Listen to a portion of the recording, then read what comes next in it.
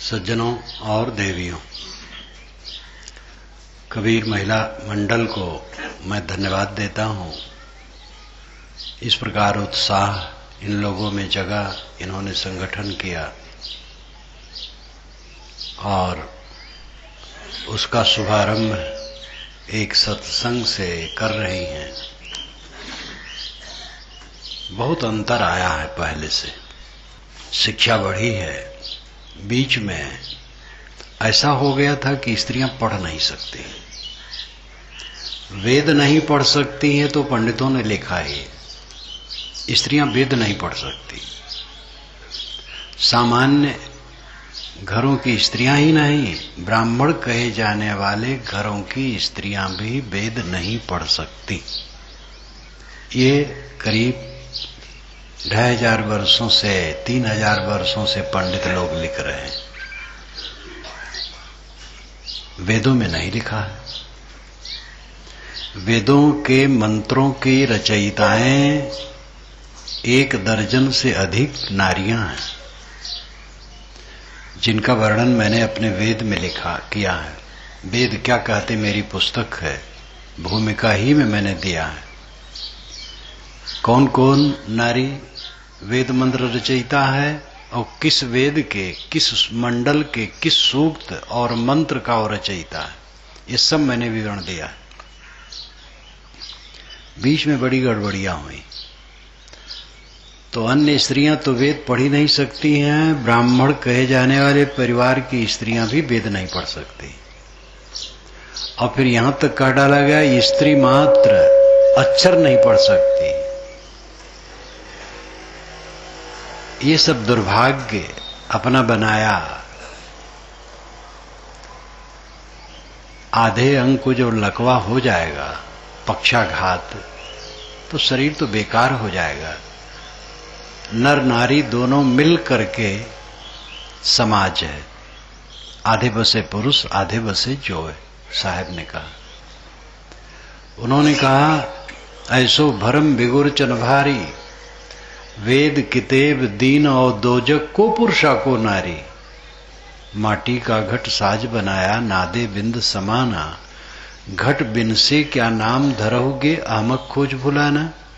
एक त्वचा हाड़ मलमूत्रा, एक रुधिरी अग्गूदा, एक बुंद से सृष्टि रची है, को ब्राह्मण को शूद्रा। रजोगुण ब्रह्मा, तमोगुण शंकर, सतोगुणी हरि होई। कहीं कबीर राम रम रहिए, हिंदू तुर्क न कोई। ये बीजक का पद है। एक ही शब्द में नारी नर, ब्राह्मण शूद्र, हिंदू मुसलमान के भेद को साहब तोड़ते हैं। को पुरुषा को नारी, कौन पुरुष है कौन नारी है? पुरुष नारी के चिन्ह निश्चित ही, अंगों में कुछ भिन्न है,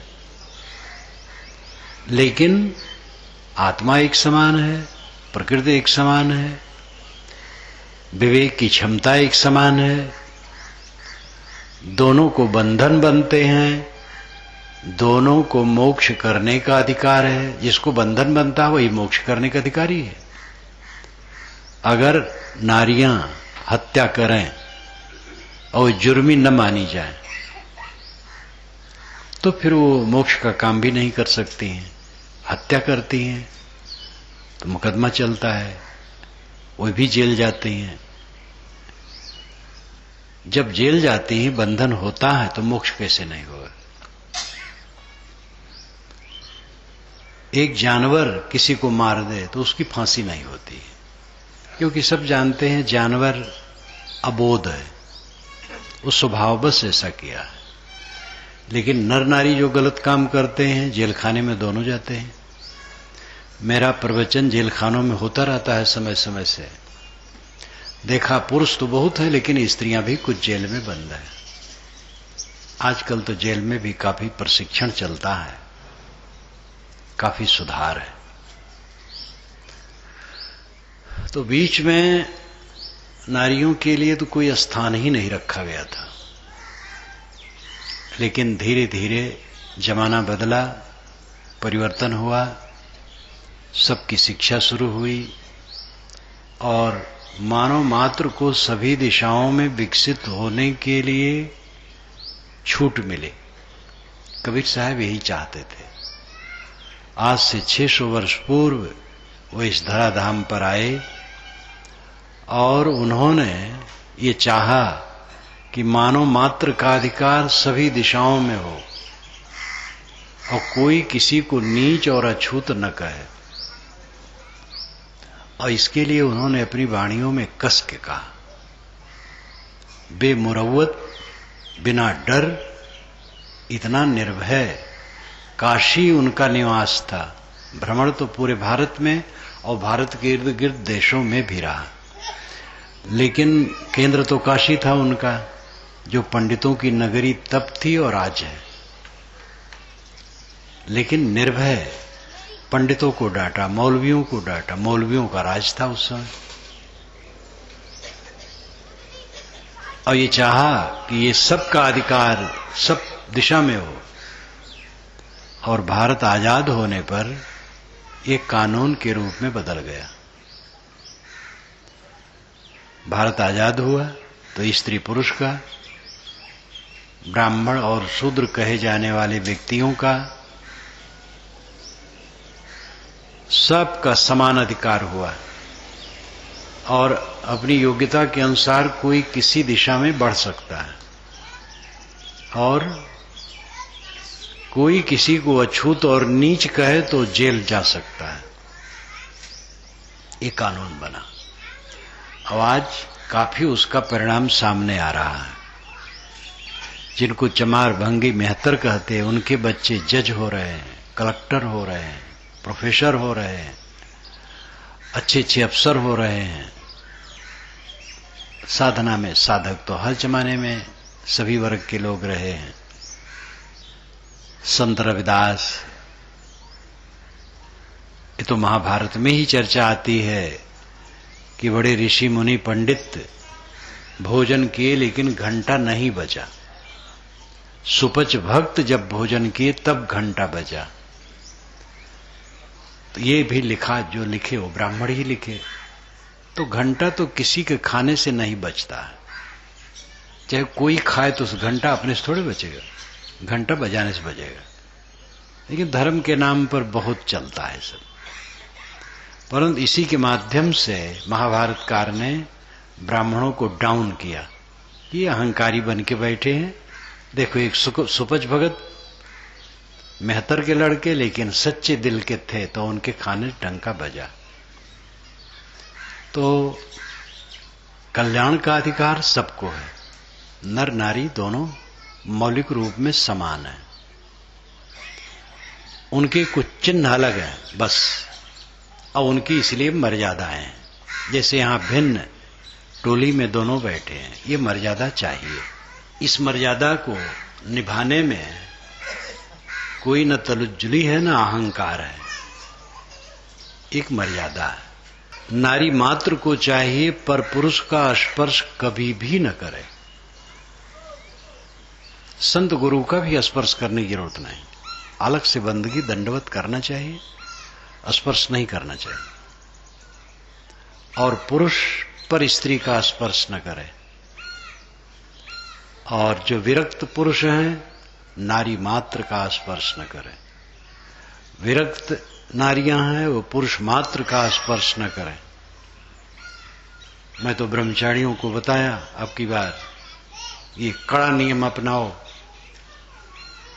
चढ़ छूने का चक्कर छोड़ो, बोध से कल्याण है। जो बताया जाता है उसका आचरण करो। नारियां पर पुरुष का स्पर्श न करें। साधु गुरु भी पर पुरुष है, स्पर्श करने से क्या होगा? विचार ग्रहण करें, आचार ग्रहण करें, उससे कल्याण होगा। तो अलग रहना, अलग मर्यादा में रहना, इसकी बड़ी आवश्यकता है। सहशिक्षा और सहकर्म बढ़े हैं शिक्षा के कारण। कॉलेज में लड़के पढ़ते हैं, लड़की पढ़ती हैं। अब ऐसे ऐसे भी कॉलेज कई हो रहे हैं जिसमें लड़की लड़की केवल है, लेकिन अधिम तक लड़के लड़की सब पढ़ते हैं। सहशिक्षा से गड़बड़ियां आती हैं। सरकार सोचती है सहशिक्षा रहेगी तो इसमें चुनाव कर लेंगे लड़की लड़के विवाह के लिए, दहेज प्रथा घटेगी और जात पात टूटेगी।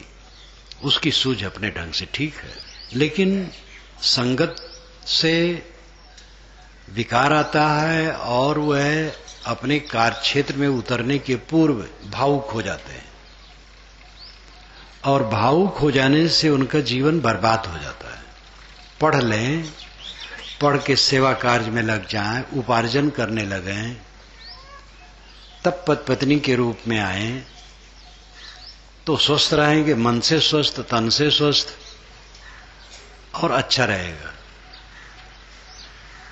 और संगत के प्रभाव में आकर के भावुक हृदय, युवक युवतियों का हृदय भावुक होता है, मोहबस हो गए, पढ़ाई भी चौपट, उन्नत भी चौपट, और सब अव्यवस्था हो जाती है। सशिक्षा सहकर्म से ये प्रदूषण बढ़ा है, और सशिक्षा सहकर्म बंद नहीं हो सकता है, ये और बढ़ेगा। शिक्षा बढ़ी है, ये शिक्षा और बढ़ेगी।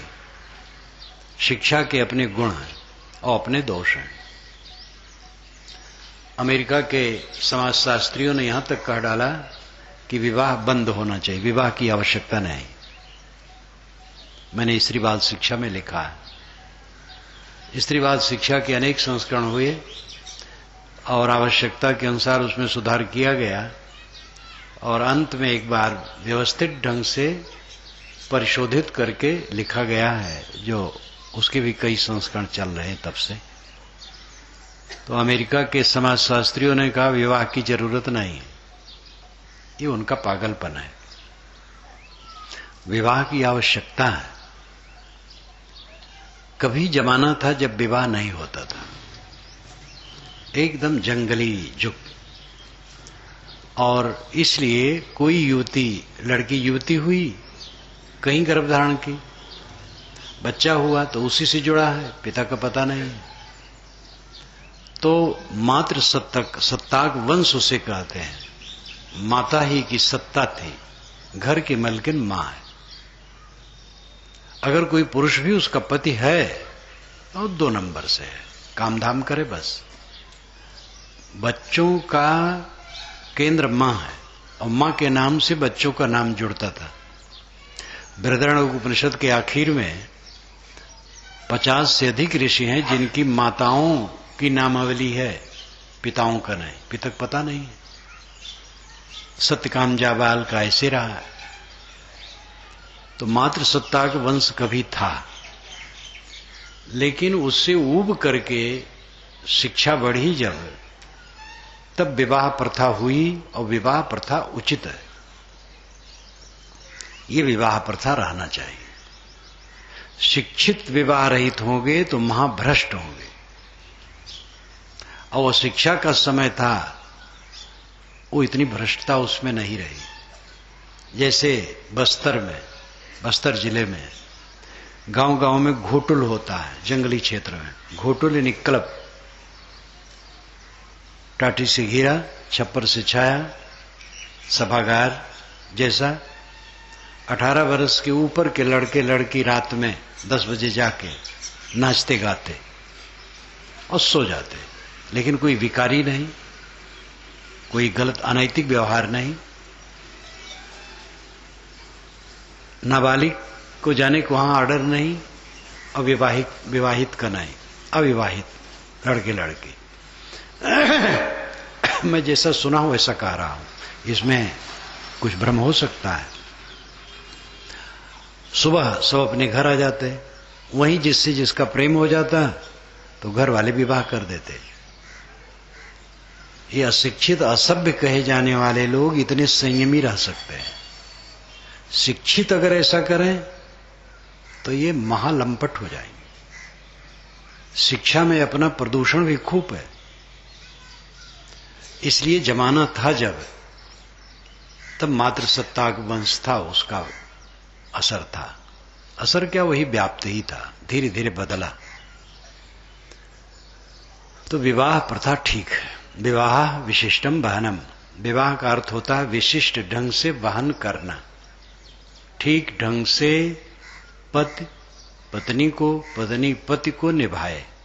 आज विवाह की आवश्यकता है, जैसे है ऐसे रहना चाहिए। और मानव का अधिकार सभी दिशाओं में है। कबीर विचार कि ये पहली देन है कि मानव समान है। चुटपुट शास्त्रों में कहा गया, लेकिन वर्ण व्यवस्था के जोर से कलुषित बातें ज्यादा कही गई। कबीर साहब ने भी कहा कि धर्म का कोई ठेकेदार नहीं है, सत्य का कोई ठेकेदार नहीं है, कोई पुस्तक स्वयंभू नहीं है, कोई पुस्तक आकाश से नहीं आई है, और किसी पुस्तक को किसी आकाशी देवता ने नहीं लिखा है।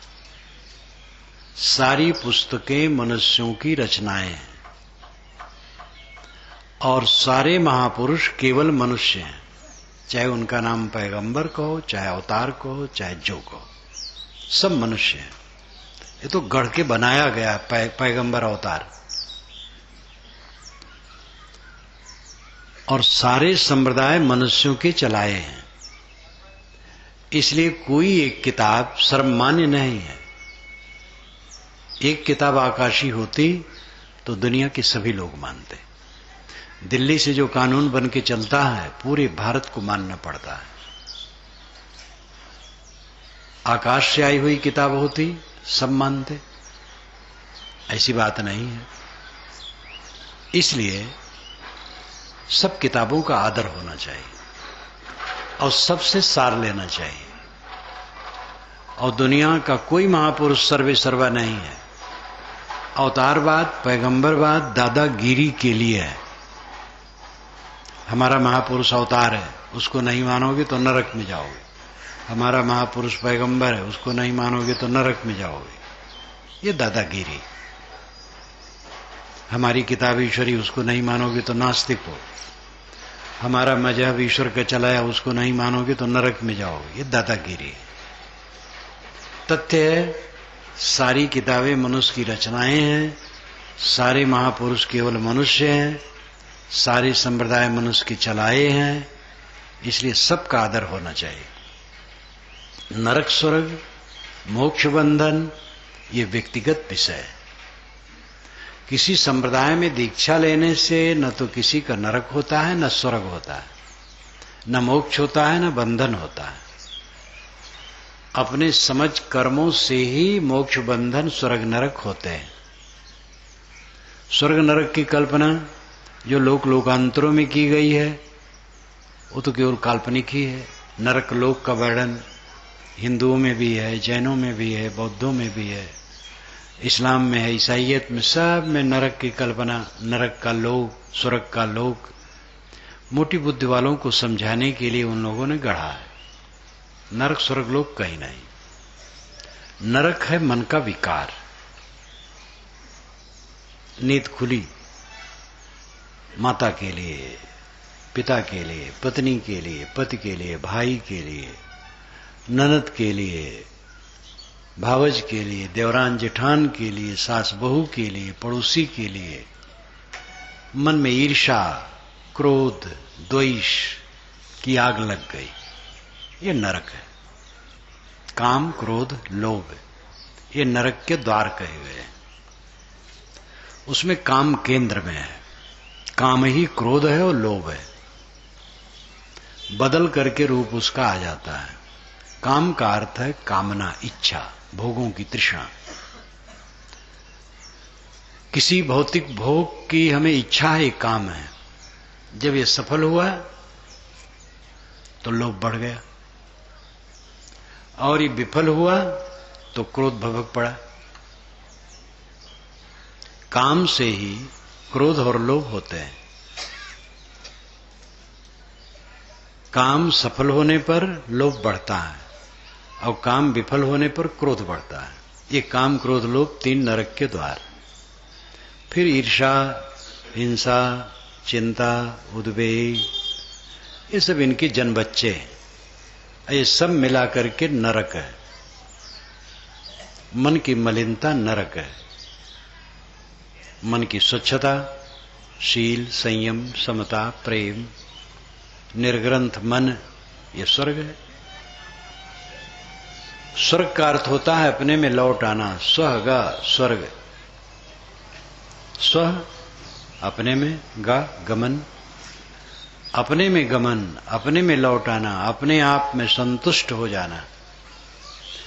गीता में महाराज कृष्ण ने कहा, आत्मन्नेव आत्मना तुष्टः, आत्मनेव आत्मना तुष्टः। आत्मा ही द्वारा आत्मा में संतोष, पुत्र द्वारा नहीं, धन द्वारा नहीं, पत्नी द्वारा नहीं, पति द्वारा नहीं, सम्मान द्वारा नहीं। ये दुनिया की वस्तुओं से अगर आपको संतोष मिला है तो वो क्षणिक है, फिर असंतोष के रूप में बदल जाएगा। यद्यपि वहां भी संतोष की जरूरत है। आपके परिवार में जितने लोग हैं सबसे संतुष्ट रहो, सबके व्यवहार अच्छे हों तब आप संतुष्ट रहोगे, ये कभी नहीं होगा।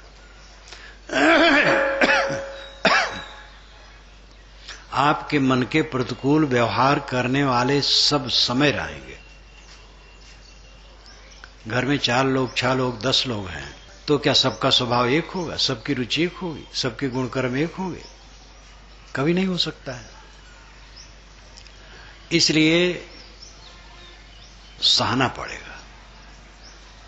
विषमता भरे संसार में, विचित्र स्वभाव वाले संसार में जो धीरज धर के समता से रहेगा वो सुख से रहेगा।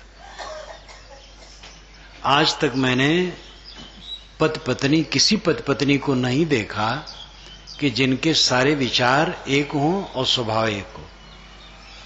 गुरु शिष्य एक सिद्धांत को मानने वाले, लेकिन संस्कारों स्वभाव में अंतर रहता है।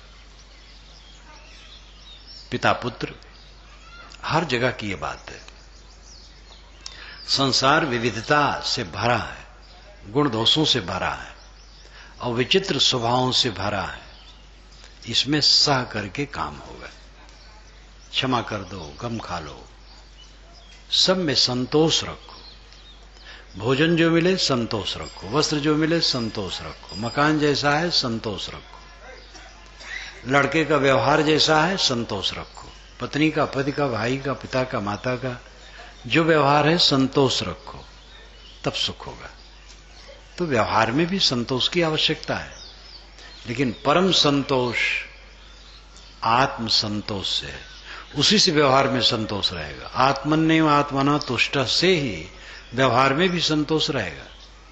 जब आत्मा द्वारा आत्मा में संतुष्ट रहोगे तभी संभव है कि जब आप भोजन करने बैठो अब आपके मन के अनुसार कुछ नहीं है तो आत्मा द्वारा संतोष है, तो संतोष से खा लिए। कोई चीज ऐसी देखी कि जो स्वास्थ्य के लिए हितकर नहीं हो, छोड़ दिया। और साथियों का जैसा व्यवहार मिला संतोष कर लिया। आत्म संतोष से ही संभव है, नहीं तो नहीं संभव है। इसलिए आत्मन्नेव आत्मना तुष्टः, ये महावाक्य परम तथ्य। आत्मन्नेव आत्मना तुष्टः, आत्मन एव आत्मना तुष्टः, ये इसका पदच्छेद है। आत्मा ही द्वारा आत्मा में संतोष, किसी चीज द्वारा नहीं।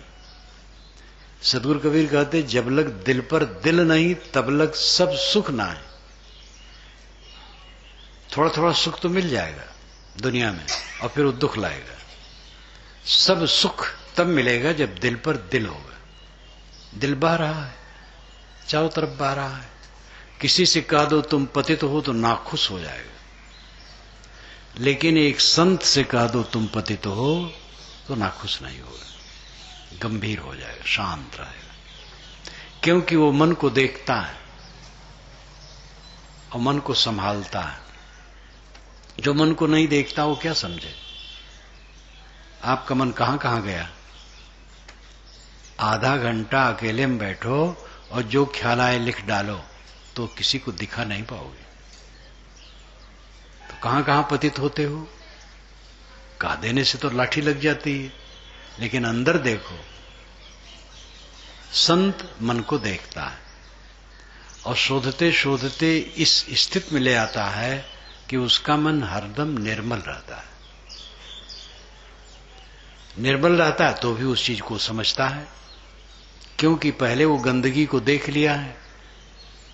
मुक्त आत्मा बंध और मुक्त दोनों अवस्थाओं को देखता है, और बद्ध आदमी बंधन को भी नहीं देख पाता, मुक्ति को क्या देखेगा। जो अज्ञान ग्रसित है, मोह ग्रसित है, वो बंधन को नहीं समझ पाता है। बंधन में रात दिन जी रहा है, मानसिक विकार, मन की उद्वेग, आसक्ति, मोह, ममता, ये बंधन है, इसी में जी रहा है, लेकिन इसको समझ नहीं पा रहा है कि ये सब सांप बिच्छू हैं। प्रिय मानता है तो कहां देख पा रहा है। जो साधक होता है वो इसको देखता है, देखता है और निकालता है। जब हम सामने देखते हैं बिच्छू है, सांप है, तो अलग हट के चले जाते हैं। रास्ता चलते चलते देखते हैं कि रास्ते में गंदगी है, तो बचा के चले जाते हैं। अंधा आदमी उसी पे चला जाएगा। जो साधक है वो अपने मन की गंदगी को देखने लगता है और छोड़ने लगता है। छोड़ते छोड़ते ऐसी अवस्था आती है कि गंदगी खत्म हो जाती है, शुद्ध चित्त हो जाता है, तो मुक्त हो जाता है, कॉम्प्लेक्स फ्री, मुक्ति अवस्था है, निर्ग्रंथ मन। तो बंधन को देख चुका है, बंधन को देखता जानता है, अब मोक्ष को अब देखता है। और जो बंधन में है, मोक्ष का तो उसे अनुभव नहीं। बंधन को भी वो जीते जीते उसमें समझ नहीं पाता है, देख कहां पाता है। देख पाने का मतलब है हट जाना। आंख वाला सामने खंभा देखता है और हट के चलता है, अंधा टकरा जाता है तब हटता है। तो जो टकरा रहा है दुर्गुणों में, कहां देखता है। देखने वाला तो हट जाता है। तो जो बंधन में है, मोह में है, वो अपने बंधन को नहीं देख पाता है। जो बंधन को देखना शुरू करता है वो साधक है। इसीलिए कहा जाता है अपने दोषों को देखो, दूसरे के नहीं। समय कहां है और दूसरे को देख करके क्या करोगे। जो बन सके दूसरे की सेवा करो, दूसरे को अच्छा रास्ता दिखा दो, अगर वो जानना चाहता है तो। किसी की आलोचना, किसी की बुराई करना, वो दूसरे के दोष देखना और सोचना, तो समय बर्बाद करना है और मन बर्बाद करना है। दूसरे की बुराई देखने से हम उसकी बुराई निकाल नहीं पाएंगे, किंतु हमारा मन खराब होगा। समय थोड़ा है, इसलिए पर चिंतन छोड़ करके आत्मचिंतन सब करो। अपनी त्रुटियों को देखो, अपनी दुर्बलताओं को देखो, अपनी कमजोरियों को देखो, उसको निकालो। अगर हम अपने जीवन के पूरे समय का दोहन करें अपनी साधना में, बहुत जल्दी कृतार्थ अवस्था हो जाएगी। लेकिन समय बर्बाद करते हैं लोग, आत्मशोधन नहीं करते हैं। जब देखो तब दूसरे की आलोचना मन में चलती है, हर समय प्रतिक्रिया, रिएक्शन से मन भरा, बिना वजह की बात दूसरे को सोच सोच करके मन खराब करना। अपने को देखो, दोष पराये देख के चले हसंत हसंत, अपने चित न आवई जाको आदिनांत। बुरा जो देखन मैं चला, बुरा न मिली या कोई, जो दिल ढूंढा आपना मुस्सा बुरा न कोई। कबीर हम सबते बुरे, हमते भल सब कोय, जिन ऐसा कर जानिया मीत हमारा सोय। ये साधना का पॉइंट है। जो अपने दोषों को निरंतर देखता वो साधक है, जो दूसरे के दोषों को देखता वो बाधक है। जो दोषों को देखेगा फिर वो गुण को देखेगा, जो बंधन को देखेगा वो मोक्ष को देखेगा। श्री विशाल साहेब ने कहा है, बंधन छिपे न जाहि से मुक्ति ताहि की दृष्टि, बंधन जेहि अनुभव नहीं ते को मुक्ति अदृष्टि। जिसके नजरों में बंधन छिपते नहीं है, देखने में आ जाते हैं, उसके सामने मोक्ष उपस्थित होता है। और जो बंधन क्या है समझता ही नहीं है, वो मोक्ष को क्या देखेगा। तथागत बुद्ध ने कहा, जो उदय वे को देखता है वो निर्वाण को देखता है। तथागत बुद्ध की पुस्तक जो त्रिपिटक सागर में सर्वोच्च पुस्तक है वो है धम्मपदम। उसका भाष्य मेरा, उस पर मैंने नाम दिया है तथागत बुद्ध क्या कहते हैं। और अब इस वर्ष स्वामी शंकराचार्य की पुस्तक जो सबसे महत्वपूर्ण है मौलिक पुस्तकों में, विवेक चूड़ामणि, उसका नाम मैंने दिया है स्वामी शंकराचार्य क्या कहते हैं। ये दोनों बहुत अमृत पुस्तक है। इसका भाष्य एक पाली भाषा में एक संस्कृत में है, लेकिन एक एक शब्द का अर्थ अलग अलग कर दिया गया है, कोई भी ठीक से समझ सकता है। तथागत बुद्ध ने कहा, जो उदय वे को देखता है वो निर्वाण को देखता है। उदय वे उनकी भाषा है। उदय नाम पैदा होना, वे नाम खत्म होना। उसका सरल अर्थ सरल शब्द है दूसरा, निर्माण और विनाश। उदय निर्माण, वे विनाश। जो उदय वे को देखता है, निर्माण विनाश को देखता है, वो निर्वाण को देखता है। निर्वाण मोक्ष। निर्वाण का अर्थ होता है बुझ जाना।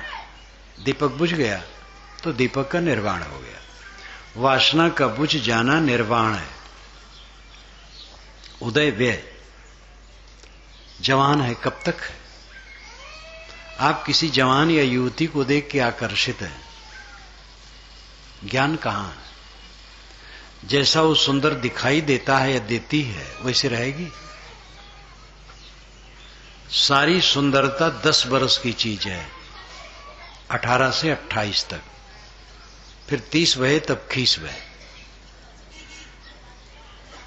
जवानी में लावणी माधुर्य चमक तो खास 4-6 वर्ष रहती है,